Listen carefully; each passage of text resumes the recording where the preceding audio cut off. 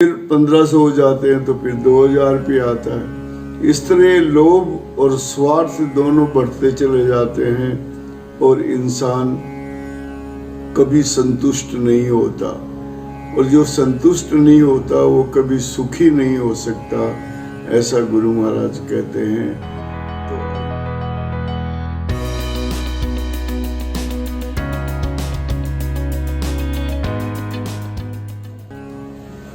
साहेब बंदगी, साहेब बंदगी, साहेब बंदगी। दोस्तों, आज हम 20वें नंबर की साखी आपके समक्ष प्रस्तुत करने जा रहे हैं। बहुत ही अच्छी साखी जो मानव जीवन में नित्य प्रति काम आती है, वो है लोभे जन्म गमाया पापे खाया पून, साधी सो आधी कहे तापर मेरा खून। आइए मैं आपको इस साखी के कुछ शब्द हैं जिनका अर्थ बताना चाहता हूं। लोभे जन्म गमाया, लोभे यानी लोभ, स्वार्थ। जन्म, जन्म तो आप जानते ही हैं, जन्म आदमी का। गंवाया यानी खो दिया, जन्म को खो दिया लोभ के मोह में पड़ करके। लोभे जन्म गमाया पापे खाया पुन, पापे यानी पाप। लोभ के कारण पाप पैदा हुआ और उसने उस आदमी के पुण्यों को भी समाप्त कर दिया खा करके। लोभे जन्म गमाया पापे खाया पुन, साधी से आधी कहे। अच्छे लोगों को भी वो लोग बरगलाते हैं, आधी मतलब उनको अधूरा ज्ञान देते हैं। साधी से आधी कहे तो तापर मेरा खून। ऐसे गुरुवे जो अध कचरे गुरुवे शिक्षा देते हैं, उसको देख करके मेरे को गुस्सा आता है कि ये लोग ऐसा क्यों करते हैं। ये मैंने आपको शाब्दिक अर्थ बताया। अब आइए इसको भावार्थ में ले चलते हैं और पूरे साखी का अर्थ हम आपके समक्ष प्रस्तुत करते हैं। लोभे जन्म गमाया, लोभे जन्म गमाया। लोभ में पड़ करके इंसान ने अपना जीवन नष्ट कर लिया। लोभ से पाप की प्रवृत्ति बढ़ती है और पाप की प्रवृत्ति उसके पुण्यों को खा जाती है। पुण्य जब समाप्त हो जाते हैं तो फिर वो वापस अपने कर्म बंधन में आकर के फंस जाता है। तो ये लोभ एक ऐसा अवगुण है जो इंसान को उन्नति के बजाय अवनति की ओर ले जाता है।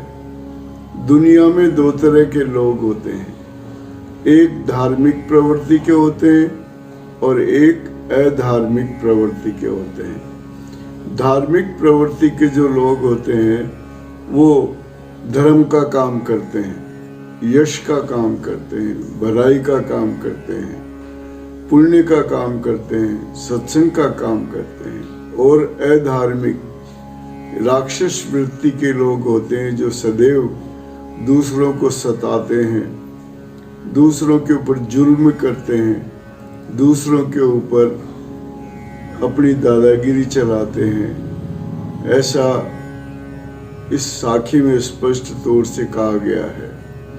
लोभ से जब पाप का जन्म होता है और पाप से फिर कई अवगुण उसके अंदर आ जाते हैं। लोभ इंसान का सबसे बड़ा अवगुण है। इसमें काम, क्रोध, लोभ, मोह ये अवगुण हैं। उनमें लोभ सबसे बड़ा अवगुण है। लोभ की वृत्ति इंसान को अवनति की ओर ले जाती है। आइए लोभ की प्रवृत्ति में एक उदाहरण मैं देता हूँ आपको। आजकल अधकचरे गुरुवे पैदा हो गए हैं जो लोभ के वशीभूत होकर जो सज्जन भक्त लोग होते हैं उनको अपने विचारों में अपने लोभ दिखा करके वो उनको फंसाते हैं, अपना स्वार्थ पूरा करते हैं।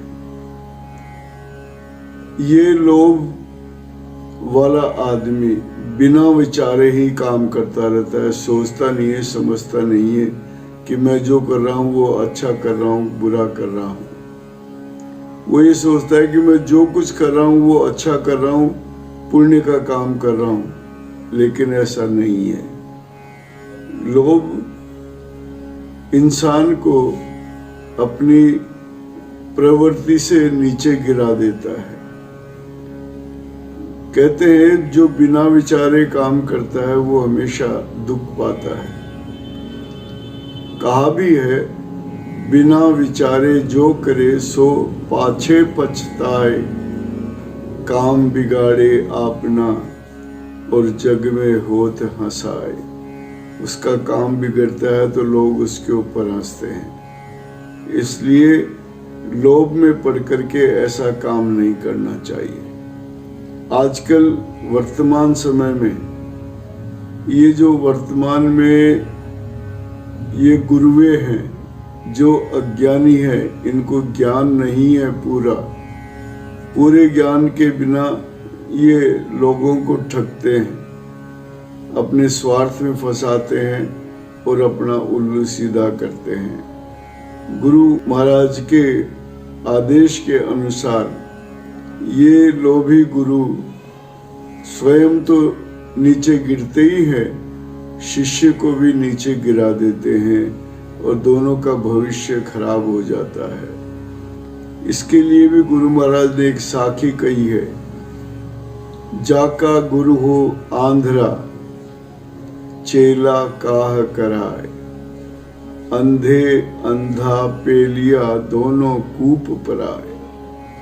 जिसका गुरु अंधा हो, अंधा से मतलब आंखों से अंधा नहीं, ज्ञान से अंधा हो, जिसके पास ज्ञान की कमी हो, पूरा ज्ञान नहीं हो, लेकिन उसके मन में गुरु बनने की इच्छा प्रबल होती है, तो वो हर तरह से ईमानदार लोगों को अपने जाल में फंसाते हैं, अपने उपदेश में फंसाते हैं और लोभ उनके ऊपर हावी हो जाता है कि मुझे इस आदमी से ये स्वार्थ पूरा करना है, ये स्वार्थ पूरा करना है। ऐसे गुरुओं से सावधान रहना चाहिए। सतगुरु कबीर साहब कहते हैं कि ये जो इंसान है बिना विचारे काम करता है तो इसके काम बिगड़ते हैं, और जब इसके काम बिगड़ते हैं तो फिर ये गुरुओं को या मेरे को बुरा बताते हैं, कहते हैं कि मेरे गुरु ने मेरे साथ अच्छा नहीं किया। लेकिन ये उसका सोचना गलत है। अरे जिस पे गुरु की कृपा होगी तो उसको जितना देना है गुरु महाराज पहले से ही दे देते हैं, और उस देने में उसको आत्मविश्वास, आत्मसंतोष रखना चाहिए कि जितना मेरे नसीब में था मेरे को गुरु महाराज दे रहे हैं, मैं लोभ में क्यों पड़ूं, मुझे लोभ नहीं करना चाहिए। लोभ से जीवन दुखी हो जाता है, लोभ से जीवन पतित हो जाता है, लोभ से जीवन पापी बन जाता है। इसलिए क्योंकि वो पापी जीवन, आज जैसे मान लीजिए आपके पास 1000 रुपये हैं, आपके मन में लोभ आ रहा है कि मैं कैसे इसको 1000 से 1500 करूं, फिर 1500 हो जाते हैं तो फिर 2000 रुपये आता है। इस तरह लोभ और स्वार्थ दोनों बढ़ते चले जाते हैं और इंसान कभी संतुष्ट नहीं होता, और जो संतुष्ट नहीं होता वो कभी सुखी नहीं हो सकता, ऐसा गुरु महाराज कहते हैं। इंसान अपनी चतुराई से किसी से बिना पूछे ही काम करने लग जाता है और वो बिना सोचे समझे वो काम करता है। बिना सोचे समझे करने से उसको ये ज्ञान नहीं होता कि मैं जो कुछ कर रहा हूँ वो सही कर रहा हूँ या गलत कर रहा हूँ। मैं परिवार को पालने के लिए करता हूँ, लेकिन कई बार कई काम ऐसे हो जाते हैं जो उल्टे हो जाते हैं, जिनका हमको भुगतना पड़ता है, परिणाम भुगतना पड़ता है। इसीलिए एक दोहा मैं आपको सुनाता हूँ, बिना विचारे जो करे सो पाछे पछताए, आग लगे खोदे कुआं कैसे आग बुझाए। जब जरूरत पड़ी कि आग लग गई घर में, तो आग लगने का मतलब घर पे परिवार पे विपत्ति आ गई, अब मैं क्या करूं, तो उसका हल उस वक्त हाथ के हाथ उसको नहीं मिल सकता है, उसको नुकसान हो सकता है। तो पहले से तैयारी करके रखो तो आग लगने की संभावना नहीं होती है। बिना विचारे जो करे सो पाछे पछताए, आग लगे खोदे कुआं। कब तो कुआं खोदोगे और कब उसमें पानी आएगा, और जब पानी आएगा तब तक वो आग संपूर्ण घर को नष्ट कर देगी, जला देगी, ऐसा मेरा मानना है। इसलिए इंसान को सोच समझकर स्वार्थ और लोभ को और पाप को दूर रखकर दूसरे की भलाई का काम करना चाहिए, जिसमें उसको कभी कोई नुकसान नहीं हो सकता है। काम बिगड़ेगा उसका, जब काम बिगड़ेगा तो परेशान होकर कहेगा, हे भगवान ये क्या कर दिया आपने, मेरे साथ ऐसा क्यों किया। तो वो ये नहीं सोचता कि ये हुआ जो तुम्हारी खुद की करनी से हुआ।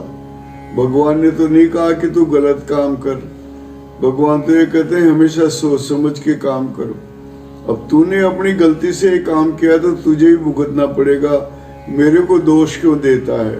इसलिए मेरे को उस आदमी पर गुस्सा आता है, गलत काम वो करेगा और दोष मेरे को देगा। इसलिए मैं कहता हूँ इंसान को जो गुरु महाराज ने दिया है खुश हो करके, वो चाहे कम हो चाहे ज़्यादा हो, उसको स्वीकार कर लेना चाहिए।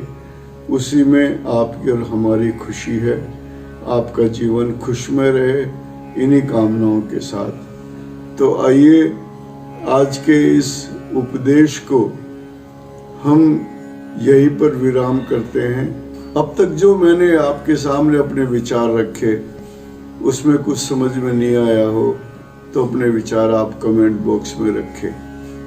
तब तक के लिए आप सभी से साहिब बंदगी, साहिब बंदगी, साहिब बंदगी।